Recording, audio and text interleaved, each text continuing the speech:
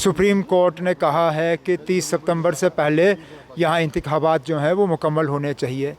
वज़ीर आज़म साहब ने खुद यहाँ पे आके जिस दिन योगा किया उस दिन जम्मू कश्मीर के लोगों को ये विश्वास दिया कि यहाँ जो है समय पे इलेक्शन किए जाएंगे। होम मिनिस्टर साहब ने भी बिल्कुल यही बयान दिया। इलेक्शन कमीशन भी इलेक्शन की तैयारी कर रही है, तो इसमें अब शक की गुंजाइश कहाँ पर है। उमर साहब, जम्मू पीसफुल इलाका माना जाता था, मिलिटेंट एक्टिविटीज़ में इज़ाफा हो रहा है, आप देख रहे हैं कि सिचुएशन कैसी है, तो हाउ वुड यू रिएक्ट? नहीं, ये सवाल आप बीजेपी से करिए ना। जो लोग 370 के यहाँ से उड़ाने के बाद ये दावा कर रहे थे कि सारी मिलिटेंसी 370 के साथ जुड़ी हुई है और इसको हटाने के बाद जो है जम्मू कश्मीर जो है पूरी तरह से यहाँ पे अमन छाया रहेगा, ये सवाल आप उनसे करिए। हमने बार बार कहा है कि मिलिटेंसी का 370 से कोई लेन देन नहीं था, हटाने से भी मिलिटेंसी पे कोई ख़ास असर नहीं पड़ेगा और ये साबित हुआ है। ये लोग लापरवाही कर रहे हैं, ये लोग अपने काम के तरफ ध्यान ही नहीं दे रहे हैं, बाकी चीज़ों में लगे हुए हैं। आपके जो आला अफसर हैं उनको काम के तरफ कोई ध्यान नहीं है, उनको हालात को सुधारने में जो रोल अदा करना चाहिए वो कर नहीं रहे हैं। फारूक साहब कह रहे हैं कि सेटलमेंट ऑफ इशू के लिए ये जो है अटैक्स हो रहे हैं। मैं उसमें कुछ नहीं कहूँगा ना, ये आपने फारूक साहब से सवाल किया, वो फारूक साहब का जो जवाब है आपके सामने है। सर, क्या आप मानते हैं कि ये फिर सिक्योरिटी लैप्स है बीजेपी की तरफ से? बीजेपी के तरफ से नहीं ना, बीजेपी का ये हुकूमत के तरफ से जो है लापरवाही है, उसमें तो आप इनकार कर नहीं सकते हो। हालात जो हैं दिन ब दिन और ज़्यादा ख़राब होते जा रहे हैं। इसके लिए कसूरवार कौन है?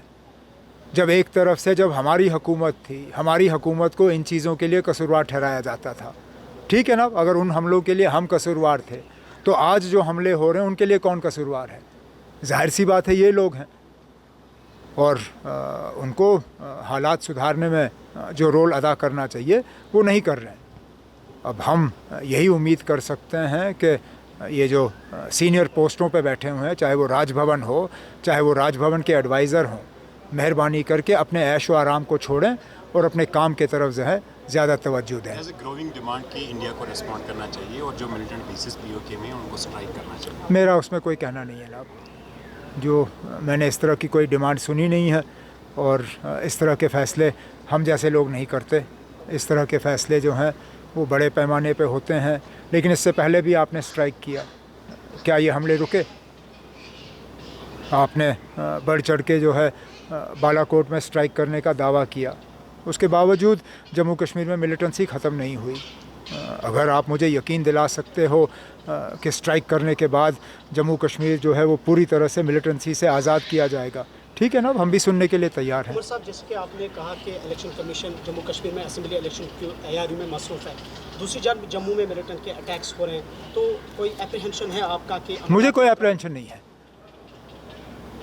अगर हमारे होम मिनिस्टर और प्राइम मिनिस्टर जो हैं वो इन ताकतों के सामने झुकने के लिए तैयार नहीं हैं तो फिर वक्त पे इलेक्शन होंगे।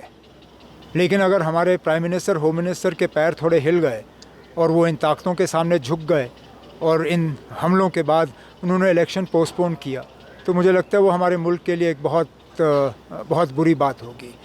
ये हमले अगर किए जा रहे हैं इलेक्शन पोस्टपोन करने के लिए, तो फिर मैं तो यही उम्मीद करूँगा कि हम इन ताकतों को कामयाब होने नहीं देंगे।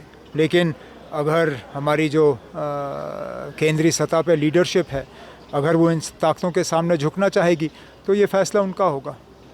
ओके।